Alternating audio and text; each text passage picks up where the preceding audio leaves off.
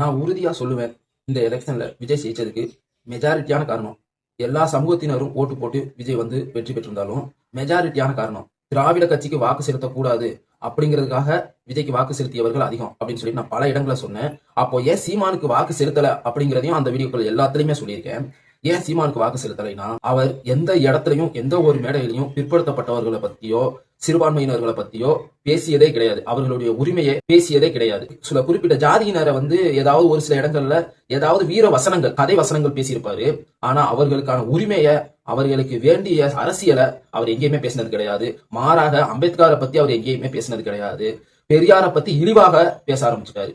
அப்போ சிறுபான்மையினர் பிற்படுத்தப்பட்டவர்கள் யாருக்கு வாக்கு செலுத்துவாங்க? திராவிட கட்சிகளுக்கு மாற்றா ஒருத்தர் வேணும் அப்படின்னா விஜய்க்கு தான் வாக்கு செலுத்துவாங்க. சரிதானே? சீமான் எல்லார பத்தியும் தமிழர் தமிழர் தமிழர்னு பேசக்கூடியவர் பல இடங்களை பத்தியும் அவங்களை பத்தி பேசக்கூடாதுன்னு சொல்லல. மன்னர்களுடைய பெருமையை பத்தியும், பெருமை பேசுறது எந்த விதத்துல சரியாகும்? நம்ம ஒரு இடத்துல பெருமை பேசுறோம்னா அங்கே வேற ஒருத்தவங்க சிறுமைப்படுத்தப்படுறாங்க அப்படிங்கறத புரியாம மக்கள் வந்து அவர் பின்னாடி போய்கிட்டு இருக்காங்க. பிற்படுத்தப்பட்டவர்களுக்காகவும் சிறுபான்மையினருக்காகவும் ஒருத்தர் வந்து குரல் கொடுக்கல. திராவிட கட்சி என்னதான் உயர்ந்த ஜாதியினருக்கு பார்த்து பார்த்து சீட்டு கொடுத்தாலும் எல்லா இடத்துலயும் நிப்பாட்டினாரும் அவங்க பிற்படுத்தப்பட்டவர்கள் சிறுபான்மையினர்களுடைய உரிமையை விட்டு கொடுக்கவே மாட்டாங்க.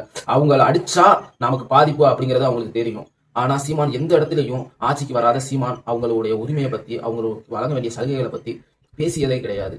அதை ஒரு காரணமா கொண்டுதான் மக்கள் வந்து, பெரும்பான்மையான மக்கள் பிற்படுத்தப்பட்டவர் சிறுபான்மையினர் விஜய்க்கு வாக்கு செலுத்தி இன்னைக்கு வெற்றி பெற வச்சிருக்காங்க. இதை விஜயும் மனசுல கொள்ளணும் அப்படின்னு சொல்லி நான் நினைக்கிறேன்.